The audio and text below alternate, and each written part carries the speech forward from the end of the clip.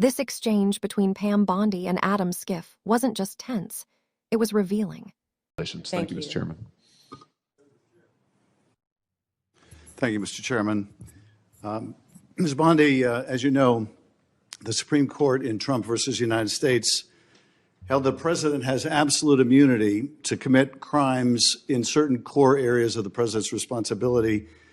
One of those core areas is the Justice Department. So in a breathtakingly dangerous and irresponsible decision, Justice Roberts and the majority held the president can commit crimes using the Department of Justice and be immune from prosecution. Justice Sotomayor correctly said this new immunity lies about like a loaded weapon.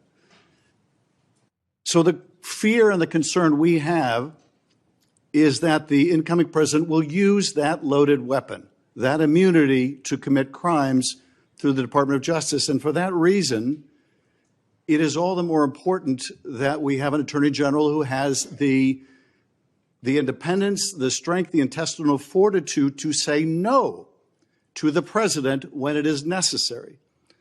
So my first set of questions has to do whether you have the independence to say no when you must say no. And you can say this is hypothetical, but it is not hypothetical. So let me start with one very specific non-hypothetical. The president has said Jack Smith should go to jail. Will you investigate Jack Smith?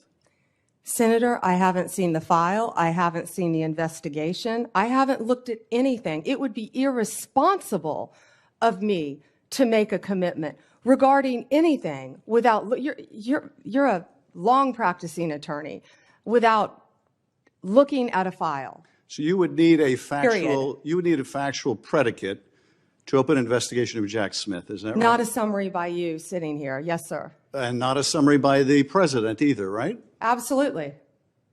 So a summary by the president or his desire to investigate Jack Smith would not be enough for you to open an investigation of Jack Smith, is that right? I will look at the facts and evidence in any case.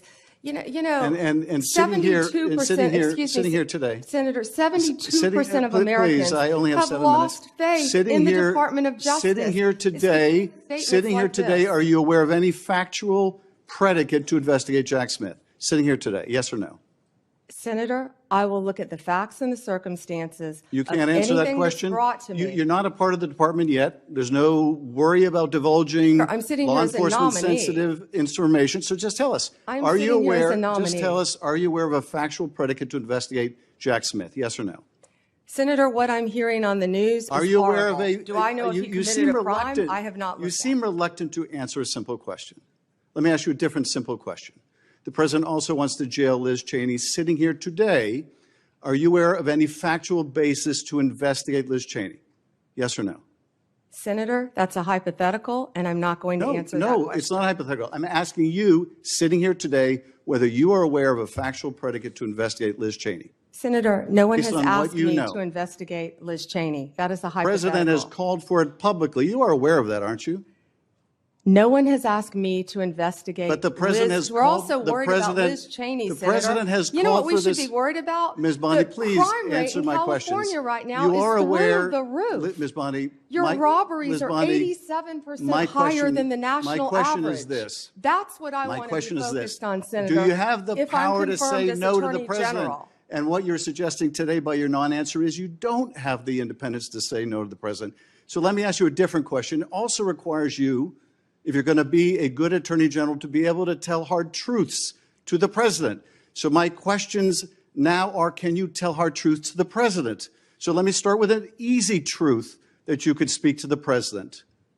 Can you tell us, can you tell him that Donald Trump lost the 2020 election? Can you say that? Do you have the independence to say that? Do you have the gravitas, the stature, the intestinal fortitude to say, Donald Trump, you lost the 2020 election? Can you tell us that here today?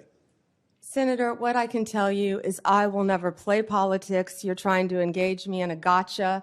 I won't do it. I won't play politics with any ongoing investigation, so let me ask you another, like you did leaking your colleague Devin Nunes's memo. If you can't answer the question, let me ask you a different, what should be a simple truth, not a hard one. Was there massive fraud affecting the result of the 2020 election, yes or no? Senator, I'm glad you asked that question, if you'll let me answer what I saw in Pennsylvania. No, I asked a simple question about massive fraud. I can only tell you what I saw in Pennsylvania. I know you want to answer a different question, but my question is, can you tell us whether there was massive fraud affecting the results of the 2020 election? Yes or no? Was there I or can was there tell not? you what I saw when I went That's as an not my, advocate that's to not the my campaign. question. So you can't answer that question. You can't speak that even easy truth to us, let alone to the president. So let me ask you a different question. It will also be important that you give good advice to the president. Are you prepared to advise the president not to pardon people who beat police officers? Senator, as I said, the pardons are at the direction of the president. We will look and we will advise. I will look at every case on a case. so Let me finish. On a case-by-case basis. Okay, good. And I abhor violence to police officers. Follow up with that. So will it be your advice to the president, Mr. President? I know you said you want to issue hundreds of pardons on day one. Will it be your advice to the president? No, Mr. President, I need to go over them on a case-by-case basis. Do not issue blanket pardons. Will that be your advice to the president? Senator, I have not looked at any of those files. If confirmed, I will look at the files And for will the you be able to pardons, as well will as you the be able to ongoing review investigation. hundreds of cases on day one? I will look at every file I am asked to look at. Of course you won't. So will you advise the president? Can I answer the question? Well, my question I would have plenty of staff. You said, of course you want. You'll be able to review Listen, hundreds I'm of not going to cases on the first day? mislead this body nor you. All right, let me ask another question. You don't want to answer that. Let me ask You were another question. censured by Congress, Senator, for comments just like this that are so reckless.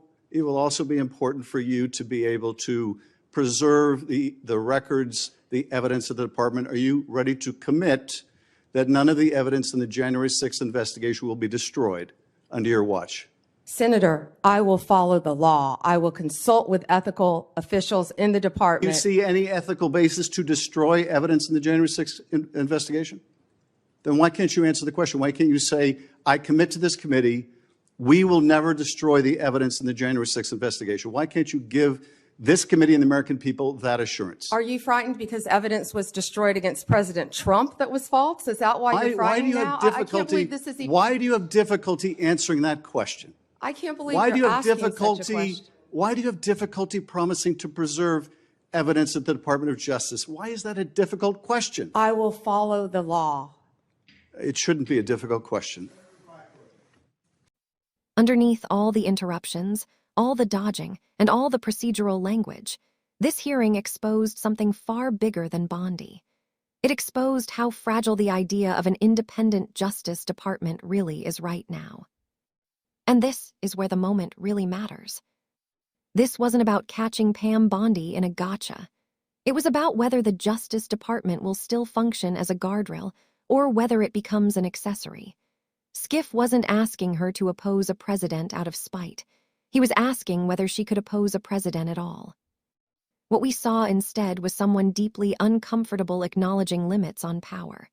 Someone unwilling to say, plainly, that the Justice Department cannot be used to punish critics, rewrite elections, or erase accountability after political violence.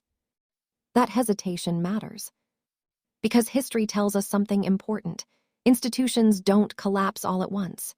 They erode quietly, through ambiguity, through people who insist they're just following process, while refusing to confront abuse in real time. Authoritarianism doesn't arrive with a declaration. It arrives with silence. Bondi kept saying she would follow the law.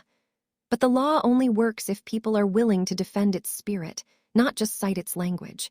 An attorney general isn't just a technician, they're a firewall. And a firewall that won't say no out loud isn't much of a firewall at all. Schiff's urgency wasn't performative. It came from lived experience, from watching norms break, lines blur, and consequences disappear. When he pressed Bondi on election denial, on political investigations, on January 6th evidence, he was trying to lock in commitments before power made them inconvenient. And that's the part that should stick with us.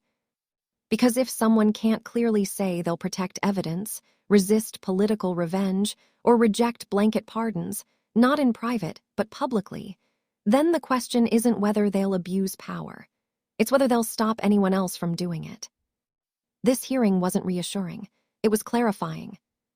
It showed us that the fight for an independent justice system isn't theoretical anymore.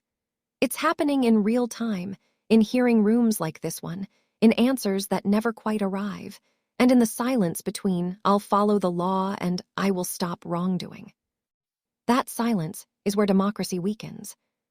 And if we don't pay attention now, if we shrug this off as politics as usual, we may not get another chance to draw the line later. If you care about accountability, about the rule of law, and about a Justice Department that answers to the Constitution instead of loyalty tests, this moment matters. And it's worth watching closely. If this breakdown helped you understand what was really happening here, make sure to like the video, subscribe, and drop your thoughts in the comments. Because conversations like this don't end when the hearing does. They're just getting started.